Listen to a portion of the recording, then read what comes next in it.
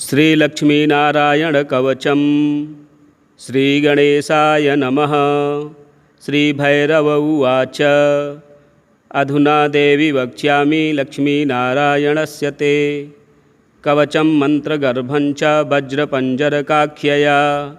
श्रीवज्रपञ्जरं नाम कवचं परमाद्भुतं रहस्यं सर्वदेवानां साधकानां विशेषतः यं धृत्वा भगवान् देवः प्रसीदति परः पुमान् यस्य धारणमात्रेण ब्रह्मा लोकपितामहः ईश्वरोऽहं शिवो भीमो वासवोऽपि दिवस्पतिः सूर्यस्तेजो निधिर्देवी चन्द्रमस्तारकेश्वरः वायुश्च बलवान् लोके वरुणो यादसां पतिः कुबेरोऽपि धनाध्यक्षो धर्मराजो यमः स्मृतः यं धृत्वा सहसा विष्णुः संहरिष्यति दानवान् जघान रावणादिश्च किं वक्ष्येऽहमतः परं कवचस्यास्य सुभगे कथितोऽयं मुनिः शिवः त्रिष्टुप्छन्दो देवता च लक्ष्मीनारायणो मतः रमाबीजं पराशक्तिस्तारं कीलकमीश्वरी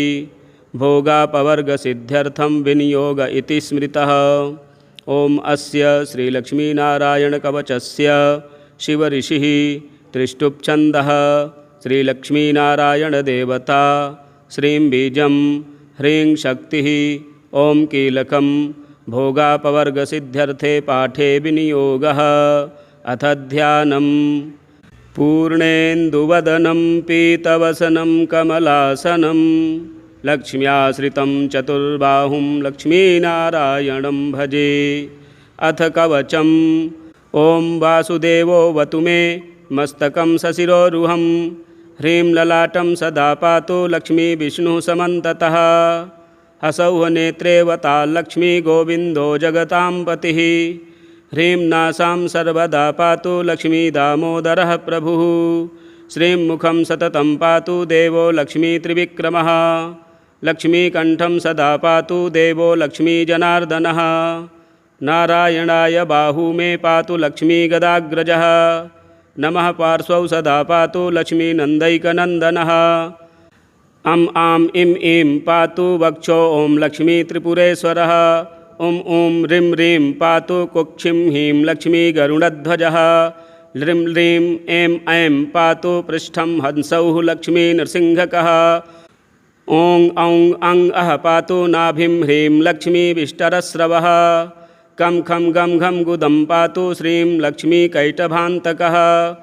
चं छं झं झं पातु शिश्नं लक्ष्मीश्वरः प्रभुः टं ठं डं ढं कटिं पातु नारायणाय नायकः तं थं दं धं पातु चोरु नमो लक्ष्मीजगत्पतिः पं फं बं भं पातु जानू ॐ ह्रीं लक्ष्मीचतुर्भुजः यं रं लं वं पातु जङ्घे हसौः लक्ष्मीगदाधरः शं शं शं हं पातु गुल्फौ ह्रीं श्रीं लक्ष्मीरथाङ्गभृत् लं छ पादौ सदा पातु मूलं लक्ष्मीसहस्रपात् गं ञं णं नं मं मे पातु लक्ष्मीसह सकलं वपुः इन्द्रो मां पूर्वतः पातु वह्निर्वह्नौ सदावतु यमो मां दक्षिणे पातु नैऋत्यां निरृतिश्च मां वरुणः पश्चिमे व्यान्मां वायव्येवतु मां मरुत् उत्तरे धनदः पायादैशान्यामी सरोवतु वज्रशक्तिदण्डखड्गपाशयष्टिध्वजाङ्किताः शशूलाः सर्वदा पान्तु दिगीसाः परमार्थदाः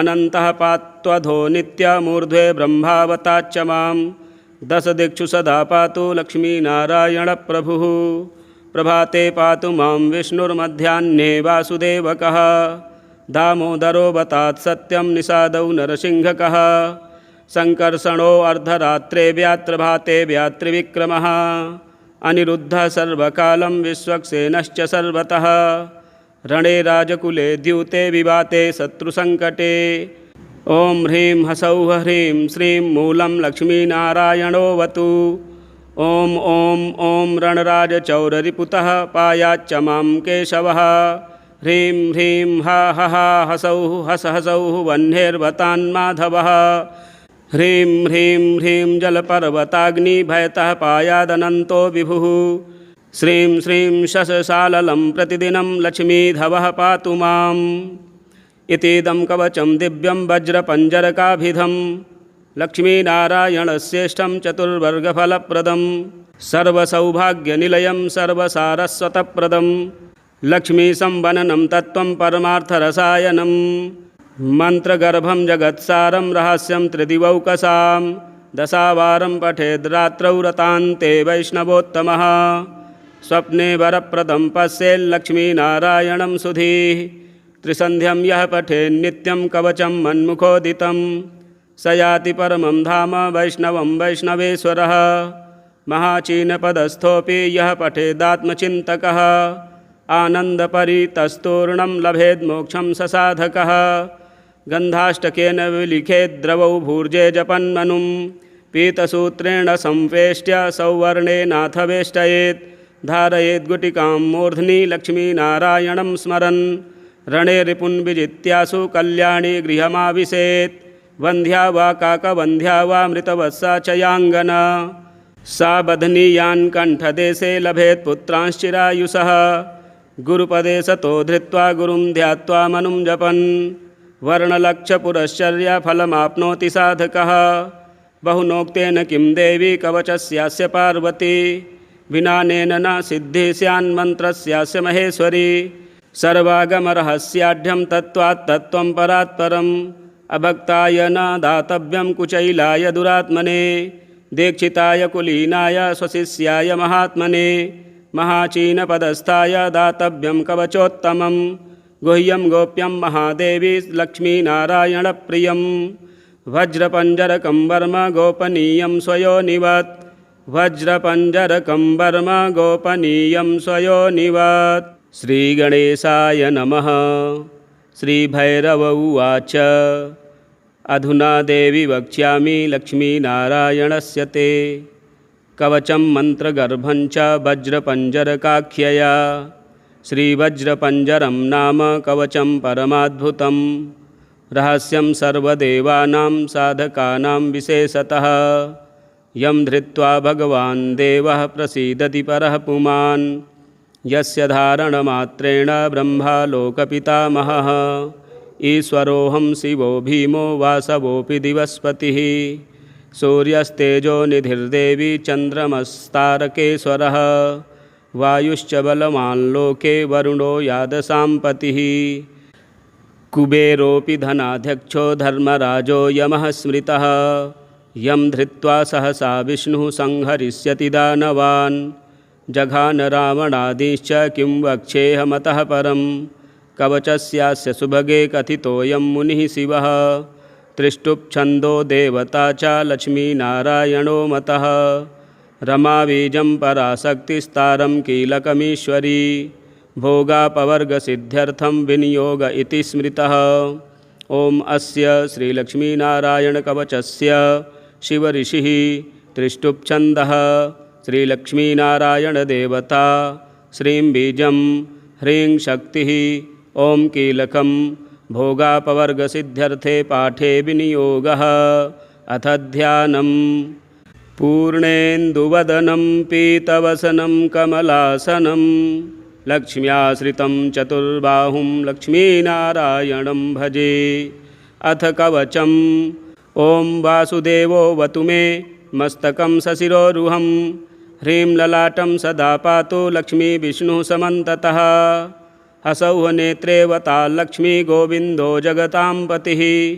ह्रीं नासां सर्वदा पातु लक्ष्मी दामोदरः प्रभुः श्रीं मुखं सततं पातु देवो लक्ष्मीत्रिविक्रमः लक्ष्मीकण्ठं सदा पातु देवो लक्ष्मीजनार्दनः नारायणाय बाहू मे पातु लक्ष्मीगदाग्रजः नमः पार्श्वौ सदा पातु लक्ष्मीनन्दैकनन्दनः अम् आम् इम् ईं पातु वक्षो ॐ लक्ष्मीत्रिपुरेश्वरः ॐ ॐ ह्रीं ह्रीं पातु कुक्षिं हीं लक्ष्मीगरुडध्वजः ह्रीं ह्रीं ऐं ऐं पातु पृष्ठं हंसौः लक्ष्मीनृसिंहकः ॐ औं अं अः पातु नाभिं ह्रीं लक्ष्मीविष्टरस्रवः कं खं गं घं गुदं पातु श्रीं लक्ष्मीकैटभान्तकः चं छं झं झं पातु शिश्नं लक्ष्मीश्वरः प्रभुः टं ठं डं ढं कटिं पातु नारायणाय नायकः तं थं दं धं पातु चोरु नमो लक्ष्मी जगत्पतिः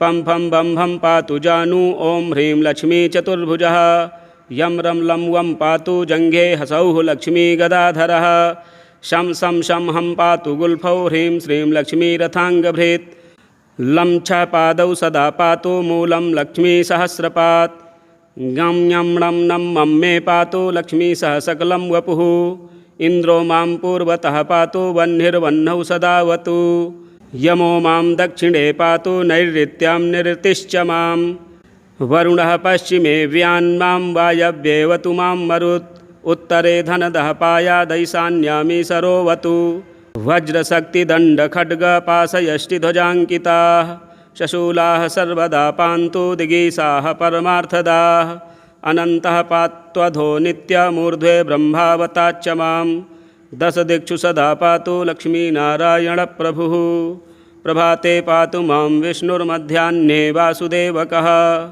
दामोदरोऽवतात् सत्यं निषादौ नरसिंहकः संकर्षणो अर्धरात्रे व्यात्रभाते व्यात्रिविक्रमः अनिरुद्धः सर्वकालं विश्वक्सेनश्च सर्वतः रणे राजकुले द्यूते विवाते शत्रुसङ्कटे ॐ ह्रीं हसौः ह्रीं श्रीं मूलं लक्ष्मीनारायणोऽवतु ॐ ॐ ॐ रणराजचौररिपुतः पायाच्च मां केशवः ह्रीं ह्रीं हा हा हसौः हस हसौः वह्नेर्वतान्माधवः ह्रीं ह्रीं ह्रीं जलपर्वताग्निभयतः पायादनन्तो विभुः श्रीं श्रीं शशसाललं प्रतिदिनं लक्ष्मीधवः पातु माम् इतीदं कवचं दिव्यं वज्रपञ्जरकाभिधं लक्ष्मीनारायणश्रेष्ठं चतुर्वर्गफलप्रदं सर्वसौभाग्यनिलयं सर्वसारस्वतप्रदं लक्ष्मीसंवननं तत्त्वं परमार्थरसायनं मन्त्रगर्भं जगत्सारं रहस्यं त्रिदिवौकसां दशावारं पठेद्रात्रौ रतान्ते वैष्णवोत्तमः स्वप्ने वरप्रदं पश्येल्लक्ष्मीनारायणं सुधीः त्रिसन्ध्यं यः पठेन्नित्यं कवचं मन्मुखोदितं स याति परमं धाम वैष्णवं वैष्णवेश्वरः महाचीनपदस्थोऽपि यः पठेदात्मचिन्तकः आनन्दपरितस्तूर्णं लभेद्मोक्षं ससाधकः गन्धाष्टकेन विलिखेद्द्रवौ भूर्जे जपन्मनुं पीतसूत्रेण संवेष्ट्य सौवर्णेनाथ वेष्टयेत् धारयेद्गुटिकां मूर्ध्नि लक्ष्मीनारायणं स्मरन् रणे रिपुन् विजित्यासु कल्याणी गृहमाविशेत् वन्ध्या वा काकवन्ध्या वा मृतवत्सा च याङ्गना सा बध्नीयान् कण्ठदेशे लभेत् पुत्रांश्चिरायुषः गुरुपदे सतो धृत्वा गुरुं ध्यात्वा मनुं जपन् वर्णलक्षपुरश्चर्याफलमाप्नोति साधकः बहुनोक्तेन किं देवी कवचस्यास्य पार्वती विनानेन न सिद्धिः स्यान्मन्त्रस्यास्य महेश्वरी सर्वागमरहस्याढ्यं तत्त्वात् तत्त्वं परात् परम् अभक्ताय न दातव्यं कुचैलाय दुरात्मने दीक्षिताय कुलीनाय स्वशिष्याय महात्मने महाचीनपदस्थाय दातव्यं कवचोत्तमं गुह्यं गोप्यं महादेवी लक्ष्मीनारायणप्रियं वज्रपञ्जरकं वर्म गोपनीयं स्वयोनिवत् वज्रपञ्जरकं वर्म गोपनीयं स्वयोनिवत् श्रीगणेशाय नमः।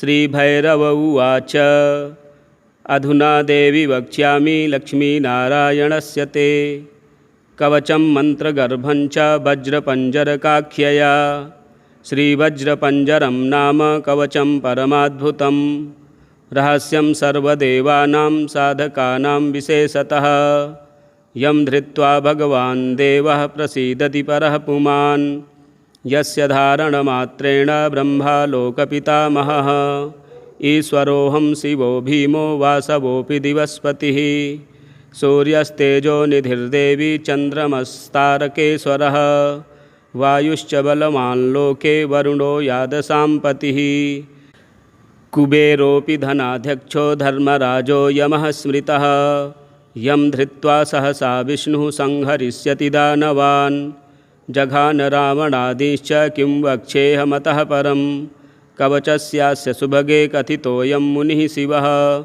त्रिष्टुप्छन्दो देवता च लक्ष्मीनारायणो मतः रमाबीजं पराशक्तिस्तारं कीलकमीश्वरी भोगापवर्गसिद्ध्यर्थं विनियोग इति स्मृतः। ॐ अस्य श्रीलक्ष्मीनारायणकवचस्य शिवऋषिः त्रिष्टुप्छन्दः श्रीलक्ष्मीनारायणदेवता श्रीं बीजं ह्रीं शक्तिः ॐ कीलकं भोगापवर्गसिद्ध्यर्थे पाठे विनियोगः। अथ ध्यानम्। पूर्णेन्दुवदनं पीतवसनं कमलासनं लक्ष्म्याश्रितं चतुर्बाहुं लक्ष्मीनारायणं भजे। अथ कवचम्। ॐ वासुदेवोऽवतु मे मस्तकं सशिरोरुहं ह्रीं ललाटं सदा पातु लक्ष्मी विष्णुः समन्ततः। हसौः नेत्रे वता लक्ष्मी गोविन्दो जगतां पतिः ह्रीं नासां सर्वदा पातु लक्ष्मी दामोदरः प्रभुः। श्रीं मुखं सततं पातु देवो लक्ष्मी त्रिविक्रमः लक्ष्मीकण्ठं सदा पातु देवो लक्ष्मीजनार्दनः। नारायणाय बाहू मे पातु लक्ष्मीगदाग्रजः नमः पार्श्वौ सदा पातु लक्ष्मीनन्दैकनन्दनः। आं इं ईं पातु वक्षो ॐ लक्ष्मी त्रिपुरेश्वरः। ॐ ह्रीं ह्रीं पातु कुक्षिं हीं लक्ष्मी गरुडध्वजः। ह्रीं ह्रीं ऐं पातु पृष्ठं हंसौः लक्ष्मी नृसिंहकः। ॐ अः पातु नाभिं ह्रीं लक्ष्मी विष्टरस्रवः। कं खं गं घं गुदं पातु श्रीं लक्ष्मी कैटभान्तकः। चं छं झं झं पातु शिश्नं लक्ष्मी लक्ष्मीश्वरः प्रभुः। टं ठं डं ढं कटिं पातु नारायणाय नायकः। तं थं दं धं पातु चोरु नमो लक्ष्मी जगत्पतिः। पं फं बं भं पातु जानू ॐ ह्रीं लक्ष्मी चतुर्भुजः। यं रं लं वं पातु जङ्घे हसौः लक्ष्मी गदाधरः। शं शं शं हं पातु गुल्फौ ह्रीं श्रीं लक्ष्मी रथाङ्गभृत्। लं छ पादौ सदा पातु मूलं लक्ष्मी सहस्रपात्। गं ञं णं नं मं मे पातु लक्ष्मी सह सकलं वपुः। इन्द्रो मां पूर्वतः पातु वह्निर्वह्नौ सदावतु। यमो मां दक्षिणे पातु नैऋत्यां निरृतिश्च मां। वरुणः पश्चिमे व्यान्मां वायव्येवतु मां मरुत्। उत्तरे धनदः पायादैशान्यामी सरोवतु। वज्रशक्तिदण्डखड्गपाशयष्टिध्वजाङ्किताः शशूलाः सर्वदा पान्तु दिगीसाः परमार्थदाः। अनन्तः पात्वधो नित्यमूर्ध्वे ब्रह्मावताच्च मां। दशदिक्षु सदा पातु लक्ष्मीनारायणप्रभुः।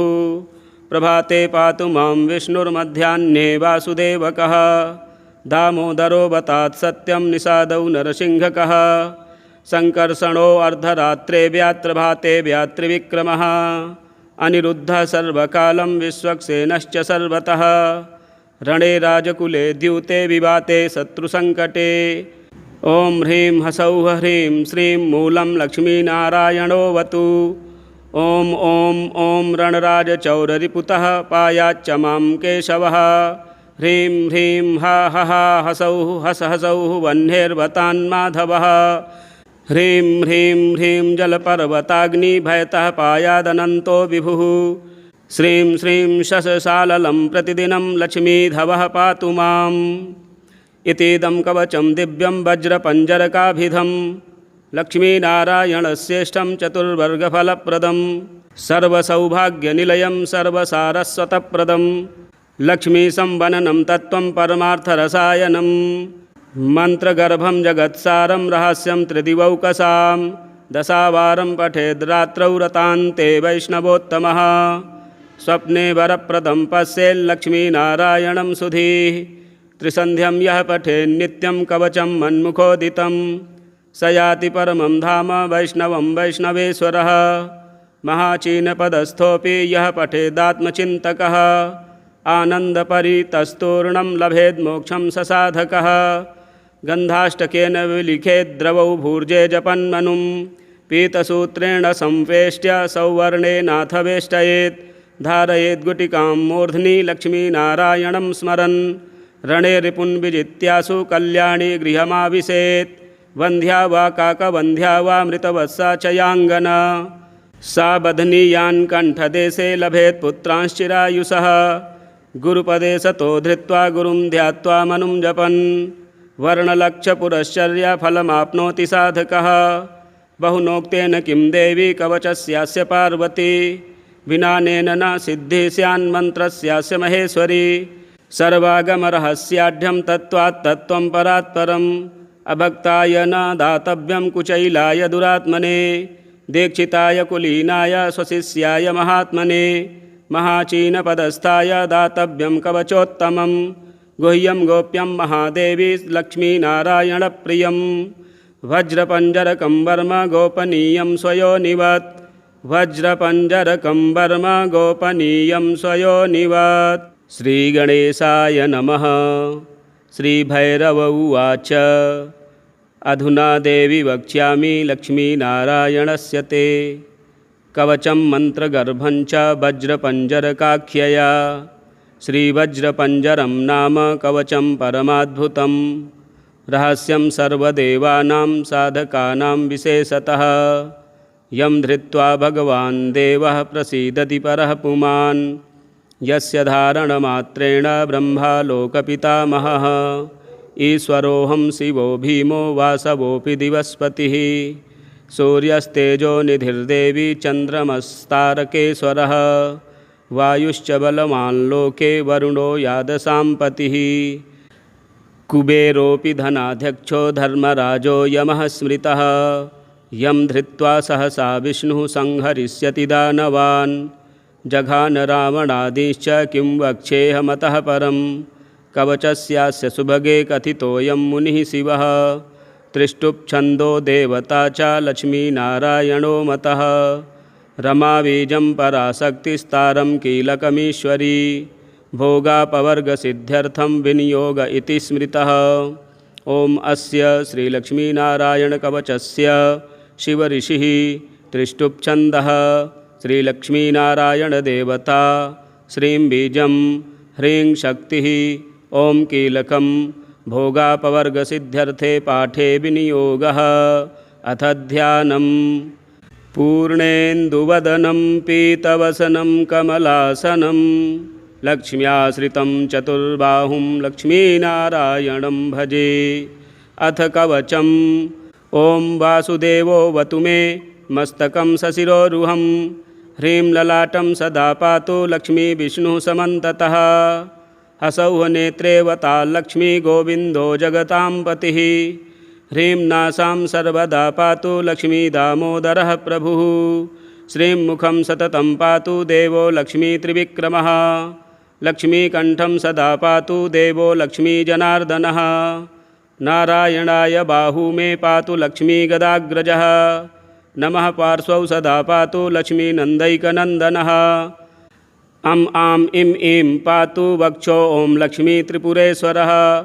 ॐ ह्रीं ह्रीं पातु कुक्षिं हीं लक्ष्मी गरुडध्वजः। ह्रीं ह्रीं ऐं ऐं पातु पृष्ठं हंसौः लक्ष्मी नृसिंहकः। ॐ औं अं अः पातु नाभिं ह्रीं लक्ष्मी विष्टरस्रवः। कं खं गं घं गुदं पातु श्रीं लक्ष्मी कैटभान्तकः। चं छं जं झं पातु शिश्नं लक्ष्मी लक्ष्मीश्वरः प्रभुः। टं ठं डं ढं कटिं पातु नारायणाय नायकः। तं थं दं धं पातु चोरु नमो लक्ष्मी जगत्पतिः। पं फं बं भं पातु जानू ॐ ह्रीं लक्ष्मी चतुर्भुजः। यं रं लं वं पातु जङ्घे हसौः लक्ष्मी गदाधरः। शं शं शं हं पातु गुल्फौ ह्रीं श्रीं लक्ष्मी रथाङ्गभृत्। लं छ पादौ सदा पातु मूलं लक्ष्मी सहस्रपात्। गं ञं णं नं मं मे पातु लक्ष्मी सह सकलं वपुः। इन्द्रो मां पूर्वतः पातु वह्निर्वह्नौ सदावतु।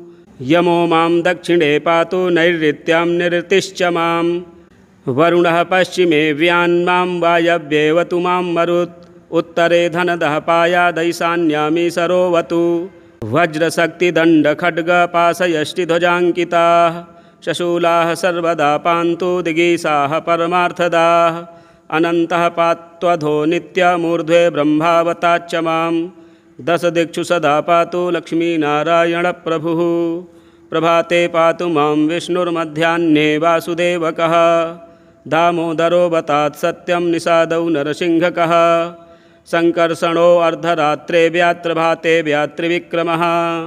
अनिरुद्धः सर्वकालं विश्वक्सेनश्च सर्वतः रणे राजकुले द्यूते विवाते शत्रुसङ्कटे ॐ ह्रीं हसौः ह्रीं श्रीं मूलं लक्ष्मीनारायणोऽवतु ॐ ॐ ॐ रणराजचौररिपुतः पायाच्च मां केशवः ह्रीं ह्रीं हा हा हसौः हस हसौः वह्नेर्वतान्माधवः ह्रीं ह्रीं ह्रीं जलपर्वताग्निभयतः पायादनन्तो विभुः श्रीं श्रीं शशसाललं प्रतिदिनं लक्ष्मीधवः पातु माम् इतीदं कवचं दिव्यं वज्रपञ्जरकाभिधं लक्ष्मीनारायणश्रेष्ठं चतुर्वर्गफलप्रदं सर्वसौभाग्यनिलयं सर्वसारस्वतप्रदं लक्ष्मीसंवननं तत्त्वं परमार्थरसायनं मन्त्रगर्भं जगत्सारं रहस्यं त्रिदिवौकसां दशावारं पठेद्रात्रौ रतान्ते वैष्णवोत्तमः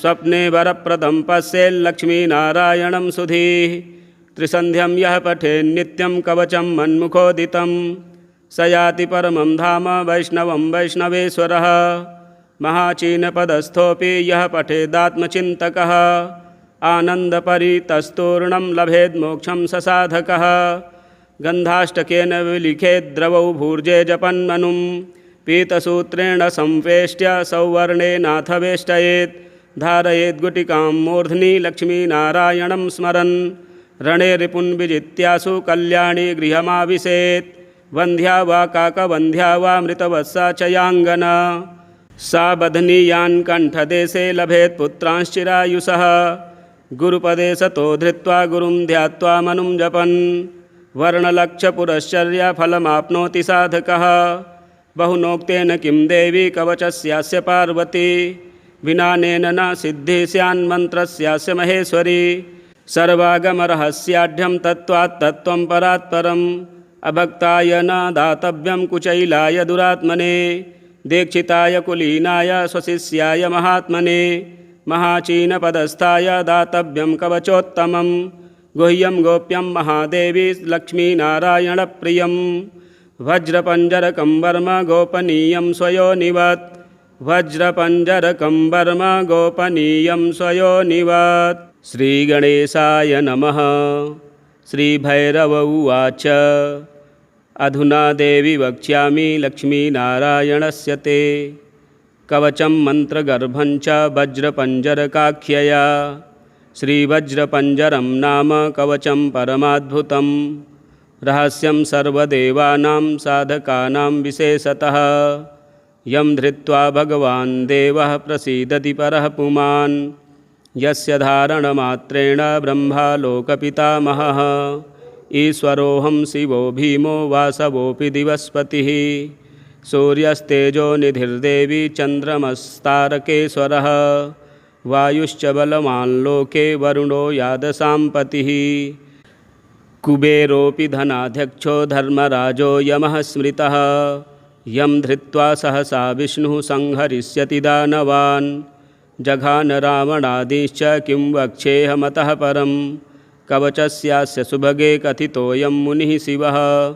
त्रिष्टुप्छन्दो देवता च लक्ष्मीनारायणो मतः रमाबीजं पराशक्तिस्तारं कीलकमीश्वरी भोगापवर्गसिद्ध्यर्थं विनियोग इति स्मृतः ॐ अस्य श्रीलक्ष्मीनारायणकवचस्य शिवऋषिः त्रिष्टुप्छन्दः श्रीलक्ष्मीनारायणदेवता श्रीं बीजं ह्रीं शक्तिः ॐ कीलकं भोगापवर्गसिद्ध्यर्थे पाठे विनियोगः अथ ध्यानं पूर्णेन्दुवदनं पीतवसनं कमलासनं लक्ष्म्याश्रितं चतुर्बाहुं लक्ष्मीनारायणं भजे अथ कवचम् ॐ वासुदेवोऽवतु मे मस्तकं सशिरोरुहं ह्रीं ललाटं सदा पातु लक्ष्मी विष्णुः समन्ततः हसौः नेत्रे वता लक्ष्मी गोविन्दो जगतां पतिः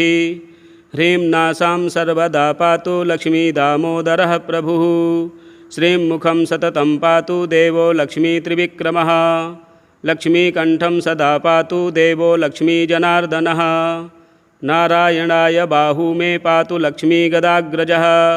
नमः पार्श्वौ सदा पातु लक्ष्मीनन्दैकनन्दनः। आम् इं पातु वक्षो ॐ लक्ष्मी त्रिपुरेश्वरः। ॐ ह्रीं ह्रीं पातु कुक्षिं हीं लक्ष्मी गरुडध्वजः। ह्रीं ह्रीं ऐं पातु पृष्ठं हंसौः लक्ष्मी नृसिंहकः। औं पातु नाभिं ह्रीं लक्ष्मी विष्टरस्रवः। खं गं घं गुदं पातु श्रीं लक्ष्मी कैटभान्तकः। चं छं झं झं पातु शिश्नं लक्ष्मीश्वरः प्रभुः। ठं ठं डं ढं कटिं पातु नारायणाय नायकः। तं थं दं धं पातु चोरु नमो लक्ष्मी जगत्पतिः। पं फं बं भं पातु जानू ॐ ह्रीं लक्ष्मी चतुर्भुजः। यं रं लं वं पातु जङ्घे हसौः लक्ष्मी गदाधरः। शं शं हं पातु गुल्फौ ह्रीं श्रीं लक्ष्मी रथाङ्गभृत्। लं छ पादौ सदा पातु मूलं लक्ष्मी सहस्रपात्। गं ञं णं नं मं मे पातु लक्ष्मी सह सकलं वपुः। इन्द्रो मां पूर्वतः पातु वह्निर्वह्नौ सदावतु। यमो मां दक्षिणे पातु नैऋत्यां निरृतिश्च मां। वरुणः पश्चिमे व्यान्मां वायव्येवतु मां मरुत्। उत्तरे धनदः पायादैशान्यामी सरोवतु। वज्रशक्तिदण्डखड्गपाशयष्टिध्वजाङ्किताः शशूलाः सर्वदा पान्तु दिगीसाः परमार्थदाः। अनन्तः पात्वधो नित्यमूर्ध्वे ब्रह्मावताच्च मां। दशदिक्षु सदा पातु लक्ष्मीनारायणप्रभुः। प्रभाते पातु मां विष्णुर्मध्याह्ने वासुदेवकः। दामोदरोऽवतात् सत्यं निषादौ नरसिंहकः। सङ्कर्षणो अर्धरात्रे व्यात्रभाते व्यात्रिविक्रमः। अनिरुद्धः सर्वकालं विश्वक्सेनश्च सर्वतः। रणे राजकुले द्यूते विवाते शत्रुसङ्कटे। ॐ ह्रीं हसौः ह्रीं श्रीं मूलं लक्ष्मीनारायणोऽवतु। ॐ रणराजचौररिपुतः पायाच्च मां केशवः। ह्रीं ह्रीं हा हसौः हसौः वह्नेर्वतान्माधवः। ह्रीं ह्रीं जलपर्वताग्निभयतः पायादनन्तो विभुः। श्रीं श्रीं शशशाललं प्रतिदिनं लक्ष्मीधवः पातु माम्। इतीदं कवचं दिव्यं वज्रपञ्जरकाभिधं। लक्ष्मीनारायणश्रेष्ठं चतुर्वर्गफलप्रदं। सर्वसौभाग्यनिलयं सर्वसारस्वतप्रदं। लक्ष्मीसंवननं तत्त्वं परमार्थरसायनं। मन्त्रगर्भं जगत्सारं रहस्यं त्रिदिवौकसां। दशावारं पठेद्रात्रौ रतान्ते वैष्णवोत्तमः। स्वप्ने वरप्रदं पश्येल्लक्ष्मीनारायणं सुधीः। त्रिसन्ध्यं यः पठेन्नित्यं कवचं मन्मुखोदितं। स याति परमं धाम वैष्णवं वैष्णवेश्वरः। महाचीनपदस्थोऽपि यः पठेदात्मचिन्तकः। आनन्दपरितस्तूर्णं लभेद्मोक्षं स साधकः। गन्धाष्टकेन विलिखेद्द्रवौ भूर्जे जपन्मनुं। पीतसूत्रेण संवेष्ट्य सौवर्णेनाथ वेष्टयेत्।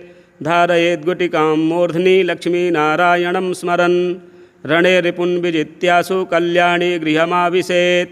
वन्ध्या वा काकवन्ध्या वा मृतवत्सा च याङ्गना। सा बध्नीयान् कण्ठदेशे लभेत् पुत्रांश्चिरायुषः।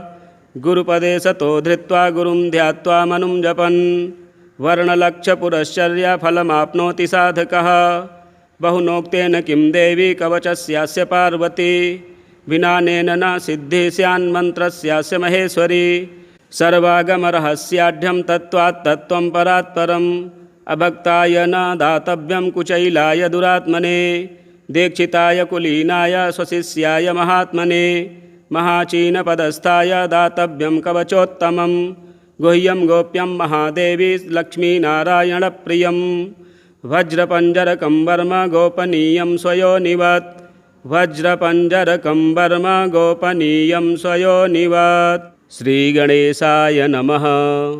श्रीभैरव उवाच अधुना देवी वक्ष्यामि लक्ष्मीनारायणस्य ते। कवचं मन्त्रगर्भं च वज्रपञ्जरकाख्यया। श्रीवज्रपञ्जरं नाम कवचं परमाद्भुतं। रहस्यं सर्वदेवानां साधकानां विशेषतः। यं धृत्वा भगवान् देवः प्रसीदति परः पुमान्। यस्य धारणमात्रेण ब्रह्मालोकपितामहः ईश्वरोऽहं शिवो भीमो वासवोऽपि दिवस्पतिः सूर्यस्तेजो निधिर्देवी चन्द्रमस्तारकेश्वरः वायुश्च बलवान् लोके वरुणो यादसाम्पतिः कुबेरोऽपि धनाध्यक्षो धर्मराजो यमः स्मृतः यं धृत्वा सहसा विष्णुः संहरिष्यति दानवान् जघान रावणादिश्च किं वक्ष्येऽहमतः परं कवचस्यास्य सुभगे कथितोऽयं मुनिः शिवः त्रिष्टुप्छन्दो देवता च लक्ष्मीनारायणो मतः रमाबीजं पराशक्तिस्तारं कीलकमीश्वरी भोगापवर्गसिद्ध्यर्थं विनियोग इति स्मृतः। ओम अस्य श्रीलक्ष्मीनारायणकवचस्य शिवऋषिः त्रिष्टुप्छन्दः श्रीलक्ष्मीनारायणदेवता श्रीं बीजं ह्रीं शक्तिः ओं कीलकं भोगापवर्गसिद्ध्यर्थे पाठे विनियोगः। अथ ध्यानम्। पूर्णेन्दुवदनं पीतवसनं कमलासनं लक्ष्म्याश्रितं चतुर्बाहुं लक्ष्मीनारायणं भजे। अथ कवचम्। ॐ वासुदेवोऽवतु मे मस्तकं सशिरोरुहं ह्रीं ललाटं सदा पातु लक्ष्मी विष्णुः समन्ततः हसौः नेत्रेवता लक्ष्मी गोविन्दो जगतां पतिः ह्रीं नासां सर्वदा पातु लक्ष्मी दामोदरः प्रभुः श्रीं मुखं सततं पातु देवो लक्ष्मी त्रिविक्रमः लक्ष्मीकण्ठं सदा पातु देवो लक्ष्मीजनार्दनः नारायणाय बाहू मे पातु लक्ष्मीगदाग्रजः नमः पार्श्वौ सदा पातु लक्ष्मीनन्दैकनन्दनः अं आं इं ईं पातु वक्षो ॐ लक्ष्मीत्रिपुरेश्वरः ॐ ॐ ह्रीं ह्रीं पातु कुक्षिं हीं लक्ष्मीगरुडध्वजः ह्रीं ह्रीं ऐं ऐं पातु पृष्ठं हंसौः लक्ष्मीनृसिंहकः ॐ औं अं अः पातु नाभिं ह्रीं लक्ष्मीविष्टरस्रवः कं खं गं घं गुदं पातु श्रीं लक्ष्मीकैटभान्तकः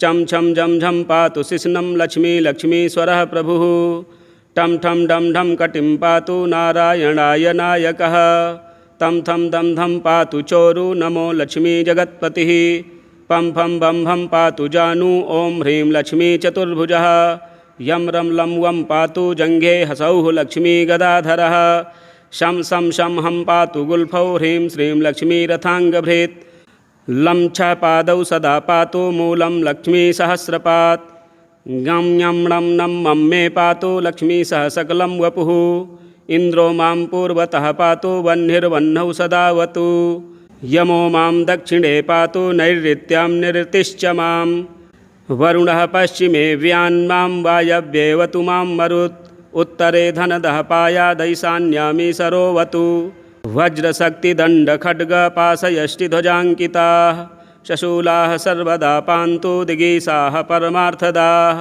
अनन्तः पात्वधो नित्यमूर्ध्वे ब्रह्मावताच्च मां दशदिक्षु सदा पातु लक्ष्मीनारायणप्रभुः प्रभाते पातु मां विष्णुर्मध्याह्ने वासुदेवकः दामोदरो वतात् सत्यं निषादौ नरसिंहकः संकर्षणो अर्धरात्रे व्यात्रभाते व्यात्रिविक्रमः अनिरुद्धः सर्वकालं विश्वक्सेनश्च सर्वतः रणे राजकुले द्यूते विवाते शत्रुसङ्कटे ॐ ह्रीं हसौः ह्रीं श्रीं मूलं लक्ष्मीनारायणोऽवतु ॐ ॐ ॐ रणराजचौररिपुतः पायाच्च मां केशवः ह्रीं ह्रीं हा हा हा हसौः हस हसौः वह्नेर्वतान्माधवः ह्रीं ह्रीं ह्रीं जलपर्वताग्निभयतः पायादनन्तो विभुः श्रीं श्रीं शशसाललं प्रतिदिनं लक्ष्मीधवः पातु माम् इतीदं कवचं दिव्यं वज्रपञ्जरकाभिधं लक्ष्मीनारायणश्रेष्ठं चतुर्वर्गफलप्रदं सर्वसौभाग्यनिलयं सर्वसारस्वतप्रदं लक्ष्मीसंवननं तत्त्वं परमार्थरसायनं मन्त्रगर्भं जगत्सारं रहस्यं त्रिदिवौकसां दशावारं पठेद्रात्रौ रतान्ते वैष्णवोत्तमः स्वप्ने वरप्रदं पश्येल्लक्ष्मीनारायणं सुधीः त्रिसन्ध्यं यः पठेन्नित्यं कवचं मन्मुखोदितं स याति परमं धाम वैष्णवं वैष्णवेश्वरः। महाचीनपदस्थोऽपि यः पठेदात्मचिन्तकः आनन्दपरितस्तूर्णं लभेद्मोक्षं स साधकः। गन्धाष्टकेन विलिखेद्द्रवौ भूर्जे जपन्मनुं पीतसूत्रेण संवेष्ट्य सौवर्णेनाथ वेष्टयेत्। धारयेद्गुटिकां मूर्ध्नि लक्ष्मीनारायणं स्मरन् रणे रिपुन् विजित्यासु कल्याणी गृहमाविशेत्। वन्ध्या वा काकवन्ध्या वा मृतवत्सा च याङ्गना सा बध्नीयान् कण्ठदेशे लभेत् पुत्रांश्चिरायुषः। गुरुपदे सतो धृत्वा गुरुं ध्यात्वा मनुं जपन् वर्णलक्षपुरश्चर्यफलमाप्नोति साधकः। बहुनोक्तेन किं देवी कवचस्यास्य पार्वती विनानेन न सिद्धिः स्यान्मन्त्रस्यास्य महेश्वरी। सर्वागमरहस्याढ्यं तत्त्वात् तत्त्वं परात् परम् अभक्ताय न दातव्यं कुचैलाय दुरात्मने दीक्षिताय कुलीनाय स्वशिष्याय महात्मने। महाचीनपदस्थाय दातव्यं कवचोत्तमं गुह्यं गोप्यं महादेवी लक्ष्मीनारायणप्रियं। वज्रपञ्जरकं वर्म गोपनीयं स्वयोनिवत् वज्रपञ्जरकं वर्म गोपनीयं स्वयोनिवत्। श्रीगणेशाय नमः। श्रीभैरव उवाच अधुना देवी वक्ष्यामि लक्ष्मीनारायणस्य ते कवचं मन्त्रगर्भं च वज्रपञ्जरकाख्यया। श्रीवज्रपञ्जरं नाम कवचं परमाद्भुतं रहस्यं सर्वदेवानां साधकानां विशेषतः। यं धृत्वा भगवान् देवः प्रसीदति परः पुमान् यस्य धारणमात्रेण ब्रह्मा लोकपितामहः। ईश्वरोऽहं शिवो भीमो वासवोऽपि दिवस्पतिः सूर्यस्तेजो निधिर्देवी चन्द्रमस्तारकेश्वरः। वायुश्च बलवान् लोके वरुणो यादसाम्पतिः। कुबेरोऽपि धनाध्यक्षो धर्मराजो यमः स्मृतः। यं धृत्वा सहसा विष्णुः संहरिष्यति दानवान्। जघान रावणादिश्च किं वक्ष्येऽहमतः परं कवचस्यास्य सुभगे कथितोऽयं मुनिः शिवः। त्रिष्टुप्छन्दो देवता च लक्ष्मीनारायणो मतः। रमाबीजं पराशक्तिस्तारं कीलकमीश्वरी भोगापवर्गसिद्ध्यर्थं विनियोग इति स्मृतः। ॐ अस्य श्रीलक्ष्मीनारायणकवचस्य शिवऋषिः त्रिष्टुप्छन्दः श्रीलक्ष्मीनारायणदेवता श्रीं बीजं ह्रीं शक्तिः ॐ कीलकं भोगापवर्गसिद्ध्यर्थे पाठे विनियोगः। अथ ध्यानम्। पूर्णेन्दुवदनं पीतवसनं कमलासनं लक्ष्म्याश्रितं चतुर्बाहुं लक्ष्मीनारायणं भजे। अथ कवचम्। ॐ वासुदेवोऽवतु मे मस्तकं सशिरोरुहं ह्रीं ललाटं सदा पातु लक्ष्मी विष्णुः समन्ततः। हसौः नेत्रे वता लक्ष्मी गोविन्दो जगतां पतिः। ह्रीं नासां सर्वदा पातु लक्ष्मी दामोदरः प्रभुः। श्रीं मुखं सततं पातु देवो लक्ष्मी त्रिविक्रमः। लक्ष्मीकण्ठं सदा पातु देवो लक्ष्मीजनार्दनः। नारायणाय बाहू मे पातु लक्ष्मीगदाग्रजः। नमः पार्श्वौ सदा पातु लक्ष्मीनन्दैकनन्दनः। अम् आम् इम् ईं पातु वक्षो ॐ लक्ष्मी त्रिपुरेश्वरः। ॐ ॐ ह्रीं ह्रीं पातु कुक्षिं हीं लक्ष्मी गरुडध्वजः। ह्रीं ह्रीं ऐं ऐं पातु पृष्ठं हंसौः लक्ष्मी नृसिंहकः। ॐ औं अं अः पातु नाभिं ह्रीं लक्ष्मी विष्टरस्रवः। कं खं गं घं गुदं पातु श्रीं लक्ष्मी कैटभान्तकः। चं छं झं झं पातु शिश्नं लक्ष्मी लक्ष्मीश्वरः प्रभुः। टं ठं डं ढं कटिं पातु नारायणाय नायकः। तं थं दं धं पातु चोरु नमो लक्ष्मी जगत्पतिः। पं फं बं भं पातु जानू ॐ ह्रीं लक्ष्मी चतुर्भुजः। यं रं लं वं पातु जङ्घे हसौः लक्ष्मी गदाधरः। शं शं शं हं पातु गुल्फौ ह्रीं श्रीं लक्ष्मी रथाङ्गभृत्। लं छ पादौ सदा पातु मूलं लक्ष्मी सहस्रपात्। गं ञं णं नं मं मे पातु लक्ष्मी सह सकलं वपुः। इन्द्रो मां पूर्वतः पातु वह्निर्वह्नौ सदावतु। यमो मां दक्षिणे पातु नैऋत्यां निरृतिश्च मां वरुणः पश्चिमे व्यान्मां वायव्येवतु मां मरुत् उत्तरे धनदः पायादैशान्यामी सरोवतु वज्रशक्तिदण्डखड्गपाशयष्टिध्वजाङ्किताः शशूलाः सर्वदा पान्तु दिगीसाः परमार्थदाः अनन्तः पात्वधो नित्यमूर्ध्वे ब्रह्मावताच्च मां दशदिक्षु सदा पातु लक्ष्मीनारायणप्रभुः प्रभाते पातु मां विष्णुर्मध्याह्ने वासुदेवकः दामोदरोऽवतात् सत्यं निषादौ नरसिंहकः संकर्षणो अर्धरात्रे व्यात्रभाते व्यात्रिविक्रमः अनिरुद्धः सर्वकालं विश्वक्सेनश्च सर्वतः रणे राजकुले द्यूते विवाते शत्रुसङ्कटे ॐ ह्रीं हसौः ह्रीं श्रीं मूलं लक्ष्मीनारायणोऽवतु ॐ ॐ ॐ रणराजचौररिपुतः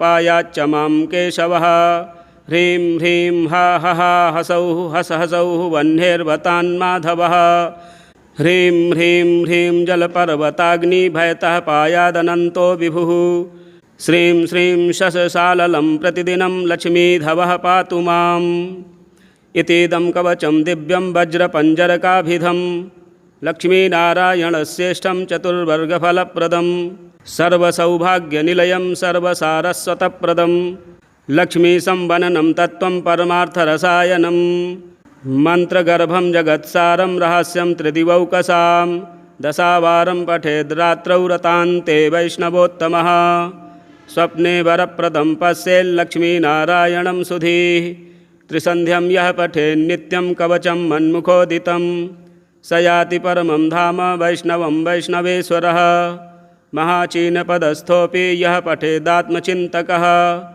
आनन्दपरितस्तूर्णं लभेद्मोक्षं ससाधकः गन्धाष्टकेन विलिखेद्द्रवौ भूर्जे जपन्मनुं पीतसूत्रेण संवेष्ट्य सौवर्णेनाथ वेष्टयेत् धारयेद्गुटिकां मूर्ध्नि लक्ष्मीनारायणं स्मरन् रणे रिपुन् विजित्यासु कल्याणी गृहमाविशेत् वन्ध्या वा काकवन्ध्या वा मृतवत्सा च याङ्गना सा बध्नीयान् कण्ठदेशे लभेत् पुत्रांश्चिरायुषः गुरुपदे सतो धृत्वा गुरुं ध्यात्वा मनुं जपन् वर्णलक्षपुरश्चर्याफलमाप्नोति साधकः बहुनोक्तेन किं देवी कवचस्यास्य पार्वती विनानेन न सिद्धिः स्यान्मन्त्रस्यास्य महेश्वरी सर्वागमरहस्याढ्यं तत्त्वात् तत्त्वं परात् परम् अभक्ताय न दातव्यं कुचैलाय दुरात्मने दीक्षिताय कुलीनाय स्वशिष्याय महात्मने महाचीनपदस्थाय दातव्यं कवचोत्तमं गुह्यं गोप्यं महादेवी लक्ष्मीनारायणप्रियं वज्रपञ्जरकं वर्म गोपनीयं स्वयोनिवत् वज्रपञ्जरकं वर्म गोपनीयं स्वयोनिवत् श्रीगणेशाय नमः। श्रीभैरव उवाच अधुना देवी वक्ष्यामि लक्ष्मीनारायणस्य ते कवचं मन्त्रगर्भं च वज्रपञ्जरकाख्यया श्रीवज्रपञ्जरं नाम कवचं परमाद्भुतं रहस्यं सर्वदेवानां साधकानां विशेषतः यं धृत्वा भगवान् देवः प्रसीदति परः पुमान् यस्य धारणमात्रेण ब्रह्मालोकपितामहः ईश्वरोऽहं शिवो भीमो वासवोऽपि दिवस्पतिः सूर्यस्तेजो निधिर्देवी चन्द्रमस्तारकेश्वरः वायुश्च बलवान् लोके वरुणो यादसाम्पतिः कुबेरोऽपि धनाध्यक्षो धर्मराजो यमः स्मृतः यं धृत्वा सहसा विष्णुः संहरिष्यति दानवान् जघान रावणादिश्च किं वक्ष्येऽहमतः परं कवचस्यास्य सुभगे कथितोऽयं मुनिः शिवः त्रिष्टुप्छन्दो देवता च लक्ष्मीनारायणो मतः रमाबीजं पराशक्तिस्तारं कीलकमीश्वरी भोगापवर्गसिद्ध्यर्थं विनियोग इति स्मृतः। ॐ अस्य श्रीलक्ष्मीनारायणकवचस्य शिवऋषिः त्रिष्टुप्छन्दः श्रीलक्ष्मीनारायणदेवता श्रीं बीजं ह्रीं शक्तिः ॐ कीलकं भोगापवर्गसिद्ध्यर्थे पाठे विनियोगः अथ ध्यानम् पूर्णेन्दुवदनं पीतवसनं कमलासनं लक्ष्म्याश्रितं चतुर्बाहुं लक्ष्मीनारायणं भजे। अथ कवचम्। ॐ वासुदेवोऽवतु मे मस्तकं सशिरोरुहं। ह्रीं ललाटं सदा पातु लक्ष्मी विष्णुः समन्ततः। हसौः नेत्रेवता लक्ष्मी गोविन्दो जगतां पतिः। ह्रीं नासां सर्वदा पातु लक्ष्मी दामोदरः प्रभुः। श्रीं मुखं सततं पातु देवो लक्ष्मी त्रिविक्रमः। लक्ष्मीकण्ठं सदा पातु देवो लक्ष्मी जनार्दनः। नारायणाय बाहू मे पातु लक्ष्मी गदाग्रजः। नमः पार्श्वौ सदा पातु लक्ष्मी नन्दैकनन्दनः। आं इं ऐं पातु वक्षो ॐ लक्ष्मी त्रिपुरेश्वरः। ॐ ह्रीं ह्रीं पातु कुक्षिं हीं लक्ष्मी गरुडध्वजः। ह्रीं ह्रीं ऐं पातु पृष्ठं हंसौः लक्ष्मी नृसिंहकः। ॐ अः पातु नाभिं ह्रीं लक्ष्मी विष्टरस्रवः। कं खं गं घं गुदं पातु श्रीं लक्ष्मी कैटभान्तकः। चं छं जं झं पातु शिश्नं लक्ष्मी लक्ष्मीश्वरः प्रभुः। टं ठं डं ढं कटिं पातु नारायणाय नायकः। तं थं दं धं पातु चोरु नमो लक्ष्मी जगत्पतिः। पं फं बं भं पातु जानू ॐ ह्रीं लक्ष्मी चतुर्भुजः। यं रं लं वं पातु जङ्घे हसौः लक्ष्मी गदाधरः।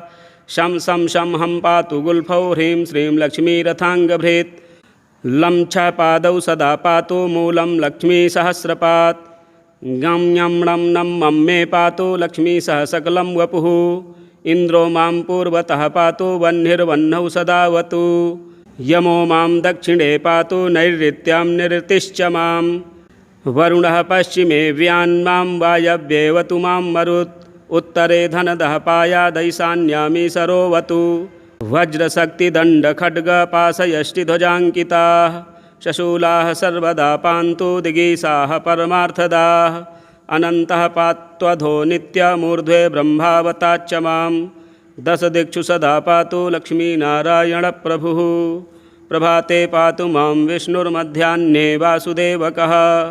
दामोदरो वतात् सत्यं निषादौ नरसिंहकः। संकर्षणो अर्धरात्रे व्यात्रभाते व्यात्रिविक्रमः। अनिरुद्धः सर्वकालं विश्वक्सेनश्च सर्वतः। रणे राजकुले द्यूते विवाते शत्रुसङ्कटे। ॐ ह्रीं हसौः ह्रीं श्रीं मूलं लक्ष्मीनारायणोऽवतु। ॐ रणराजचौररिपुतः पायाच्च मां केशवः। ह्रीं ह्रीं हा हसौः हसौः वह्नेर्वतान्माधवः।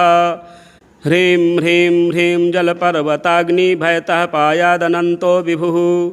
श्रीं श्रीं शशसाललं प्रतिदिनं लक्ष्मीधवः पातु माम्। इतीदं कवचं दिव्यं वज्रपञ्जरकाभिधं।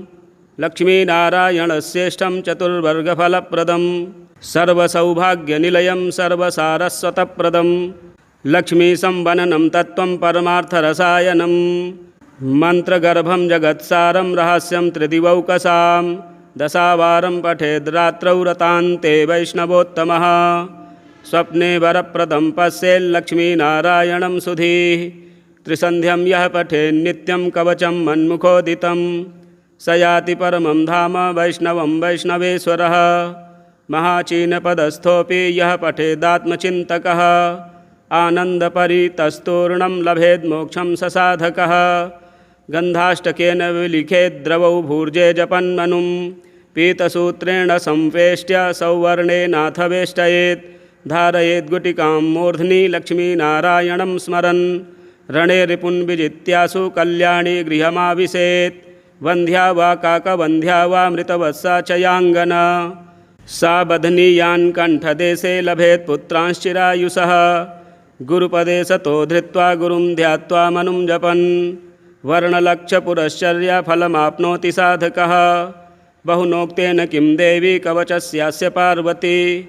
विनानेन न सिद्धिः स्यान्मन्त्रस्यास्य महेश्वरी। सर्वागमरहस्याढ्यं तत्त्वात् तत्त्वं परात्परम्। अभक्ताय न दातव्यं कुचैलाय दुरात्मने। दीक्षिताय कुलीनाय स्वशिष्याय महात्मने। महाचीनपदस्थाय दातव्यं कवचोत्तमं। गुह्यं गोप्यं महादेवी लक्ष्मीनारायणप्रियं वज्रपञ्जरकं वर्म गोपनीयं स्वयोनिवत् वज्रपञ्जरकं वर्म गोपनीयं स्वयोनिवत्। श्रीगणेशाय नमः। श्रीभैरव उवाच अधुना देवी वक्ष्यामि लक्ष्मीनारायणस्य ते कवचं मन्त्रगर्भं च वज्रपञ्जरकाख्यया। श्रीवज्रपञ्जरं नाम कवचं परमाद्भुतं रहस्यं सर्वदेवानां साधकानां विशेषतः यं धृत्वा भगवान् देवः प्रसीदति परः पुमान् यस्य धारणमात्रेण ब्रह्मा लोकपितामहः ईश्वरोऽहं शिवो भीमो वासवोऽपि दिवस्पतिः सूर्यस्तेजो निधिर्देवी चन्द्रमस्तारकेश्वरः वायुश्च बलवान् लोके वरुणो यादसाम्पतिः कुबेरोऽपि धनाध्यक्षो धर्मराजो यमः स्मृतः यं धृत्वा सहसा विष्णुः संहरिष्यति दानवान् जघान रावणादिश्च किं वक्ष्येऽहमतः परं कवचस्यास्य सुभगे कथितोऽयं मुनिः शिवः त्रिष्टुप्छन्दो देवता च लक्ष्मीनारायणो मतः रमाबीजं पराशक्तिस्तारं कीलकमीश्वरी भोगापवर्गसिद्ध्यर्थं विनियोग इति स्मृतः। ॐ अस्य श्रीलक्ष्मीनारायणकवचस्य शिवऋषिः त्रिष्टुप्छन्दः श्रीलक्ष्मीनारायणदेवता श्रीं बीजं ह्रीं शक्तिः ॐ कीलकं भोगापवर्गसिद्ध्यर्थे पाठे विनियोगः। अथ ध्यानम्। पूर्णेन्दुवदनं पीतवसनं कमलासनं लक्ष्म्याश्रितं चतुर्बाहुं लक्ष्मीनारायणं भजे। अथ कवचम्। ॐ वासुदेवोऽवतु मे मस्तकं सशिरोरुहं ह्रीं ललाटं सदा पातु लक्ष्मीविष्णुः समन्ततः हसौः नेत्रे वता लक्ष्मी गोविन्दो जगतां पतिः ह्रीं नासां सर्वदा पातु लक्ष्मी दामोदरः प्रभुः श्रीं मुखं सततं पातु देवो लक्ष्मीत्रिविक्रमः लक्ष्मीकण्ठं सदा पातु देवो लक्ष्मीजनार्दनः नारायणाय बाहू मे पातु लक्ष्मीगदाग्रजः नमः पार्श्वौ सदा पातु लक्ष्मीनन्दैकनन्दनः अं आं इं ईं पातु वक्षो ॐ लक्ष्मीत्रिपुरेश्वरः ॐ ॐ ह्रीं ह्रीं पातु कुक्षिं हीं लक्ष्मीगरुडध्वजः ह्रीं ह्रीं ऐं ऐं पातु पृष्ठं हंसौः लक्ष्मीनृसिंहकः ॐ औं अं अः पातु नाभिं ह्रीं लक्ष्मीविष्टरस्रवः कं खं गं घं गुदं पातु श्रीं लक्ष्मीकैटभान्तकः चं छं झं झं पातु शिश्नं लक्ष्मीश्वरः प्रभुः टं ठं डं ढं कटिं पातु नारायणाय नायकः तं थं दं धं पातु चोरु नमो लक्ष्मीजगत्पतिः पं फं बं भं पातु जानू ॐ ह्रीं लक्ष्मीचतुर्भुजः यं रं लं वं पातु जङ्घे हसौः लक्ष्मीगदाधरः शं शं शं हं पातु गुल्फौ ह्रीं श्रीं लक्ष्मीरथाङ्गभृत् लं छ पादौ सदा पातु मूलं लक्ष्मीसहस्रपात् गं ञं णं नं मं मे पातु लक्ष्मीसहसकलं वपुः इन्द्रो मां पूर्वतः पातु वह्निर्वह्नौ सदावतु यमो मां दक्षिणे पातु नैऋत्यां निरृतिश्च मां वरुणः पश्चिमे व्यान्मां वायव्येवतु मां मरुत् उत्तरे धनदः पायादैशान्यामी सरोवतु वज्रशक्तिदण्डखड्गपाशयष्टिध्वजाङ्किताः शशूलाः सर्वदा पान्तु दिगीसाः परमार्थदाः अनन्तः पात्वधो नित्यमूर्ध्वे ब्रह्मावताच्च मां दशदिक्षु सदा पातु लक्ष्मीनारायणप्रभुः प्रभाते पातु मां विष्णुर्मध्याह्ने वासुदेवकः दामोदरो वतात् सत्यं निषादौ नरसिंहकः संकर्षणो अर्धरात्रे व्यात्रभाते व्यात्रिविक्रमः अनिरुद्धः सर्वकालं विश्वक्सेनश्च सर्वतः रणे राजकुले द्यूते विवाते शत्रुसङ्कटे ॐ ह्रीं हसौः ह्रीं श्रीं मूलं लक्ष्मीनारायणोऽवतु ॐ ॐ ॐ रणराजचौररिपुतः पायाच्च मां केशवः ह्रीं ह्रीं हा हसौः हस हसौः वह्नेर्वतान्माधवः ह्रीं ह्रीं ह्रीं जलपर्वताग्निभयतः पायादनन्तो विभुः। श्रीं श्रीं शशशाललं प्रतिदिनं लक्ष्मीधवः पातु माम्। इतीदं कवचं दिव्यं वज्रपञ्जरकाभिधं लक्ष्मीनारायणश्रेष्ठं चतुर्वर्गफलप्रदं सर्वसौभाग्यनिलयं सर्वसारस्वतप्रदं लक्ष्मीसंवननं तत्त्वं परमार्थरसायनं मन्त्रगर्भं जगत्सारं रहस्यं त्रिदिवौकसां दशावारं पठेद्रात्रौ रतान्ते वैष्णवोत्तमः स्वप्ने वरप्रदं पश्येल्लक्ष्मीनारायणं सुधीः त्रिसन्ध्यं यः पठेन्नित्यं कवचं मन्मुखोदितं स याति परमं धाम वैष्णवं वैष्णवेश्वरः महाचीनपदस्थोऽपि यः पठेदात्मचिन्तकः आनन्दपरितस्तूर्णं लभेद्मोक्षं स साधकः गन्धाष्टकेन विलिखेद्द्रवौ भूर्जे जपन्मनुं पीतसूत्रेण संवेष्ट्य सौवर्णेनाथ वेष्टयेत् धारयेद्गुटिकां मूर्ध्नि लक्ष्मीनारायणं स्मरन् रणे रिपुन् विजित्यासु कल्याणी गृहमाविशेत्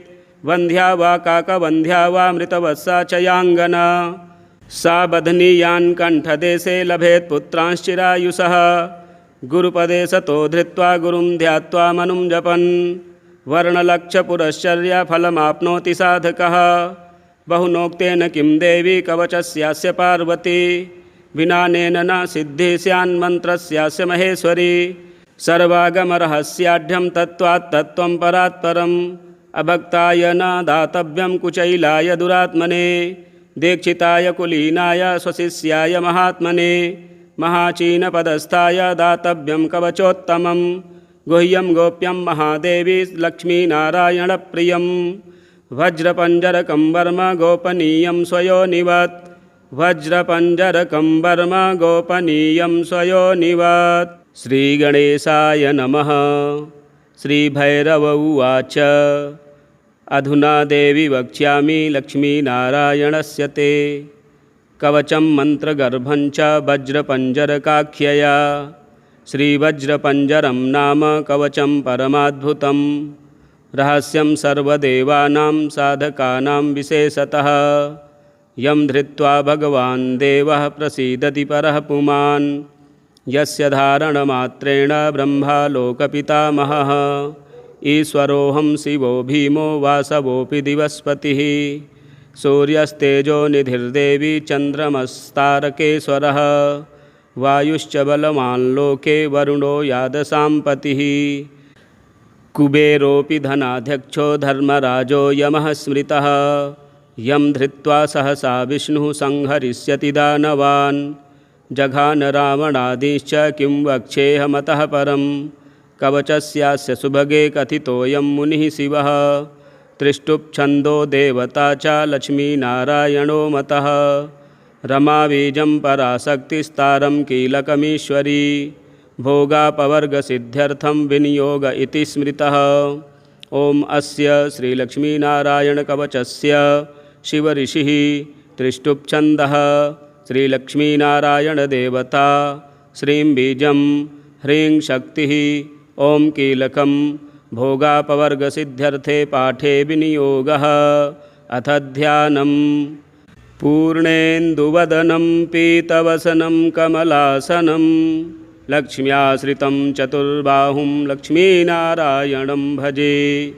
अथ कवचम् ॐ वासुदेवोऽवतु मे मस्तकं सशिरोरुहं ह्रीं ललाटं सदा पातु लक्ष्मी विष्णुः समन्ततः हसौः नेत्रेवता लक्ष्मी गोविन्दो जगतां पतिः ह्रीं नासां सर्वदा पातु लक्ष्मी दामोदरः प्रभुः श्रीं मुखं सततं पातु देवो लक्ष्मी त्रिविक्रमः लक्ष्मीकण्ठं सदा पातु देवो लक्ष्मीजनार्दनः नारायणाय बाहू मे पातु लक्ष्मीगदाग्रजः नमः पार्श्वौ सदा पातु लक्ष्मीनन्दैकनन्दनः अं आं इं ईं पातु वक्षो ॐ लक्ष्मी त्रिपुरेश्वरः ॐ ॐ ह्रीं ह्रीं पातु कुक्षिं हीं लक्ष्मी गरुडध्वजः ह्रीं ह्रीं ऐं ऐं पातु पृष्ठं हंसौः लक्ष्मी नृसिंहकः ॐ औं अं अः पातु नाभिं ह्रीं लक्ष्मी विष्टरस्रवः कं खं गं घं गुदं पातु श्रीं लक्ष्मीकैटभान्तकः।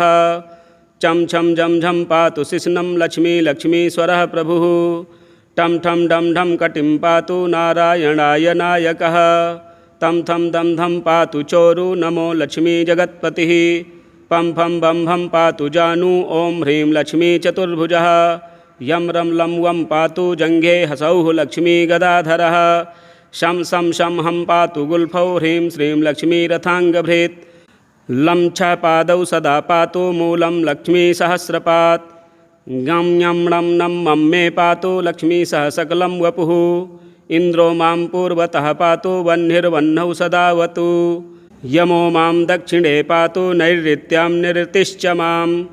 वरुणः पश्चिमे व्यान्मां वायव्येवतु मां मरुत्। उत्तरे धनदः पायादैशान्यामी सरोवतु। वज्रशक्तिदण्डखड्गपाशयष्टिध्वजाङ्किताः शशूलाः सर्वदा पान्तु दिगीसाः परमार्थदाः। अनन्तः पात्वधो नित्यमूर्ध्वे ब्रह्मावताच्च मां। दशदिक्षु सदा पातु लक्ष्मीनारायणप्रभुः। प्रभाते पातु मां विष्णुर्मध्याह्ने वासुदेवकः। दामोदरोऽवतात् सत्यं निषादौ नरसिंहकः। संकर्षणो अर्धरात्रे व्यात्रभाते व्यात्रिविक्रमः। अनिरुद्धः सर्वकालं विश्वक्सेनश्च सर्वतः। रणे राजकुले द्यूते विवाते शत्रुसङ्कटे। ॐ ह्रीं हसौः ह्रीं श्रीं मूलं लक्ष्मीनारायणोऽवतु। ॐ ॐ ॐ रणराजचौररिपुतः पायाच्च मां केशवः। ह्रीं ह्रीं हा हा हसौः हस हसौः वह्नेर्वतान्माधवः। ह्रीं ह्रीं ह्रीं जलपर्वताग्निभयतः पायादनन्तो विभुः। श्रीं श्रीं शशसाललं प्रतिदिनं लक्ष्मीधवः पातु माम्। इतीदं कवचं दिव्यं वज्रपञ्जरकाभिधं। लक्ष्मीनारायणश्रेष्ठं चतुर्वर्गफलप्रदं। सर्वसौभाग्यनिलयं सर्वसारस्वतप्रदं। लक्ष्मीसंवननं तत्त्वं परमार्थरसायनं। मन्त्रगर्भं जगत्सारं रहस्यं त्रिदिवौकसां। दशावारं पठेद्रात्रौ रतान्ते वैष्णवोत्तमः। स्वप्ने वरप्रदं पश्येल्लक्ष्मीनारायणं सुधीः। त्रिसन्ध्यं यः पठेन्नित्यं कवचं मन्मुखोदितं। स याति परमं धाम वैष्णवं वैष्णवेश्वरः। महाचीनपदस्थोऽपि यः पठेदात्मचिन्तकः। आनन्दपरितस्तूर्णं लभेद्मोक्षं स साधकः। गन्धाष्टकेन विलिखेद्द्रवौ भूर्जे जपन्मनुं। पीतसूत्रेण संवेष्ट्य सौवर्णेनाथ वेष्टयेत्। धारयेद्गुटिकां मूर्ध्नि लक्ष्मीनारायणं स्मरन्। रणे रिपुन् विजित्यासु कल्याणी गृहमाविशेत्। वन्ध्या वा काकवन्ध्या वा मृतवत्सा च याङ्गना। सा बध्नीयान् कण्ठदेशे लभेत् पुत्रांश्चिरायुषः। गुरुपदे सतो धृत्वा गुरुं ध्यात्वा मनुं जपन्। वर्णलक्षपुरश्चर्याफलमाप्नोति साधकः। बहुनोक्तेन किं देवी कवचस्यास्य पार्वती। विनानेन न सिद्धिः स्यान्मन्त्रस्यास्य महेश्वरी। सर्वागमरहस्याढ्यं तत्त्वात् तत्त्वं परात् परम्। अभक्ताय न दातव्यं कुचैलाय दुरात्मने। दीक्षिताय कुलीनाय स्वशिष्याय महात्मने। महाचीनपदस्थाय दातव्यं कवचोत्तमं। गुह्यं गोप्यं महादेवी लक्ष्मीनारायणप्रियं। वज्रपञ्जरकं वर्म गोपनीयं स्वयोनिवत्। वज्रपञ्जरकं वर्म गोपनीयं स्वयोनिवत्। श्रीगणेशाय नमः। श्रीभैरव उवाच अधुना देवी वक्ष्यामि लक्ष्मीनारायणस्य ते। कवचं मन्त्रगर्भं च वज्रपञ्जरकाख्यया। श्रीवज्रपञ्जरं नाम कवचं परमाद्भुतं। रहस्यं सर्वदेवानां साधकानां विशेषतः। यं धृत्वा भगवान् देवः प्रसीदति परः पुमान्। यस्य धारणमात्रेण ब्रह्मालोकपितामहः। ईश्वरोऽहं शिवो भीमो वासवोऽपि दिवस्पतिः। सूर्यस्तेजो निधिर्देवी चन्द्रमस्तारकेश्वरः। वायुश्च बलवान् लोके वरुणो यादसाम्पतिः। कुबेरोऽपि धनाध्यक्षो धर्मराजो यमः स्मृतः।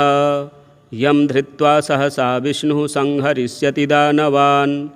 जघान रावणादिश्च किं वक्ष्येऽहमतः परं कवचस्यास्य सुभगे कथितोऽयं मुनिः शिवः त्रिष्टुप्छन्दो देवता च लक्ष्मीनारायणो मतः रमाबीजं पराशक्तिस्तारं कीलकमीश्वरी भोगापवर्गसिद्ध्यर्थं विनियोग इति स्मृतः।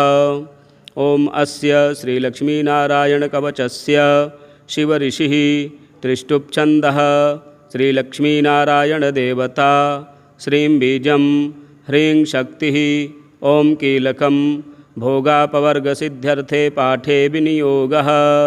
अथ ध्यानम्। पूर्णेन्दुवदनं पीतवसनं कमलासनं लक्ष्म्याश्रितं चतुर्बाहुं लक्ष्मीनारायणं भजे। अथ कवचम्।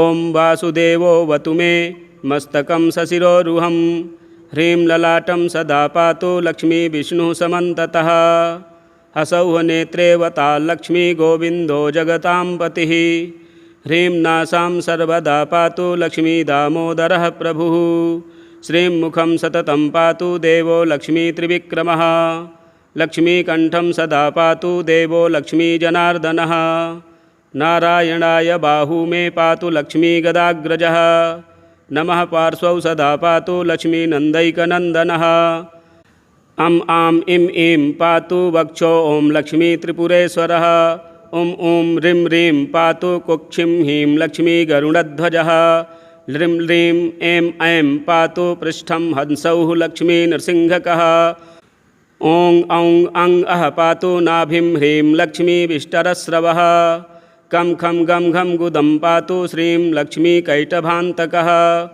चं छं झं झं पातु शिश्नं लक्ष्मी लक्ष्मीश्वरः प्रभुः टं ठं डं ढं कटिं पातु नारायणाय नायकः तं थं दं धं पातु चोरु नमो लक्ष्मी जगत्पतिः पं फं बं भं पातु जानू ॐ ह्रीं लक्ष्मी चतुर्भुजः यं रं लं वं पातु जङ्घे हसौः लक्ष्मी गदाधरः शं शं शं हं पातु गुल्फौ ह्रीं श्रीं लक्ष्मी रथाङ्गभृत् लं छ पादौ सदा पातु मूलं लक्ष्मी सहस्रपात् गं ञं णं नं मं मे पातु लक्ष्मी सह सकलं वपुः इन्द्रो मां पूर्वतः पातु वह्निर्वह्नौ सदावतु यमो मां दक्षिणे पातु नैऋत्यां निरृतिश्च मां वरुणः पश्चिमे व्यान्मां वायव्येवतु मां मरुत् उत्तरे धनदः पायादैशान्यामी सरोवतु वज्रशक्तिदण्डखड्गपाशयष्टिध्वजाङ्किताः शशूलाः सर्वदा पान्तु दिगीसाः परमार्थदाः अनन्तः पात्वधो नित्यमूर्ध्वे ब्रह्मावताच्च मां दशदिक्षु सदा पातु लक्ष्मीनारायणप्रभुः प्रभाते पातु मां विष्णुर्मध्याह्ने वासुदेवकः दामोदरो वतात् सत्यं निषादौ नरसिंहकः संकर्षणो अर्धरात्रे व्यात्रभाते व्यात्रिविक्रमः अनिरुद्धः सर्वकालं विश्वक्सेनश्च सर्वतः रणे राजकुले द्यूते विवाते शत्रुसङ्कटे ॐ ह्रीं हसौः ह्रीं श्रीं मूलं लक्ष्मीनारायणोऽवतु ॐ ॐ ॐ रणराजचौररिपुतः पायाच्च मां केशवः ह्रीं ह्रीं हा हा हसौः हस हसौः वह्नेर्वतान्माधवः ह्रीं ह्रीं ह्रीं जलपर्वताग्निभयतः पायादनन्तो विभुः श्रीं श्रीं शशशाललं प्रतिदिनं लक्ष्मीधवः पातु माम् इतीदं कवचं दिव्यं वज्रपञ्जरकाभिधं लक्ष्मीनारायणश्रेष्ठं चतुर्वर्गफलप्रदं सर्वसौभाग्यनिलयं सर्वसारस्वतप्रदं लक्ष्मीसंवननं तत्त्वं परमार्थरसायनं मन्त्रगर्भं जगत्सारं रहस्यं त्रिदिवौकसां दशावारं पठेद्रात्रौ रतान्ते वैष्णवोत्तमः स्वप्ने वरप्रदं पश्येल्लक्ष्मीनारायणं सुधीः त्रिसन्ध्यं यः पठेन्नित्यं कवचं मन्मुखोदितं स याति परमं धाम वैष्णवं वैष्णवेश्वरः महाचीनपदस्थोऽपि यः पठेदात्मचिन्तकः आनन्दपरितस्तूर्णं लभेद्मोक्षं स साधकः गन्धाष्टकेन विलिखेद्द्रवौ भूर्जे जपन्मनुं पीतसूत्रेण संवेष्ट्य सौवर्णेनाथ वेष्टयेत् धारयेद्गुटिकां मूर्ध्नि लक्ष्मीनारायणं स्मरन् रणे रिपुन् विजित्यासु कल्याणी गृहमाविशेत् वन्ध्या वा काकवन्ध्या वा मृतवत्सा च याङ्गना सा बध्नीयान् कण्ठदेशे लभेत् पुत्रांश्चिरायुषः गुरुपदे सतो धृत्वा गुरुं ध्यात्वा मनुं जपन् वर्णलक्ष्यपुरश्चर्याफलमाप्नोति साधकः बहुनोक्तेन किं देवी कवचस्यास्य पार्वती विनानेन न सिद्धिः स्यान्मन्त्रस्यास्य महेश्वरी सर्वागमरहस्याढ्यं तत्त्वात् तत्त्वं परात् परम् अभक्ताय न दातव्यं कुचैलाय दुरात्मने दीक्षिताय कुलीनाय स्वशिष्याय महात्मने महाचीनपदस्थाय दातव्यं कवचोत्तमं गुह्यं गोप्यं महादेवी लक्ष्मीनारायणप्रियं वज्रपञ्जरकं वर्म गोपनीयं स्वयोनिवत् वज्रपञ्जरकं वर्म गोपनीयं स्वयोनिवत्। श्रीरुद्रयामले तन्त्रे श्रीदेवी रहस्ये लक्ष्मीनारायणकवचं सम्पूर्णम्।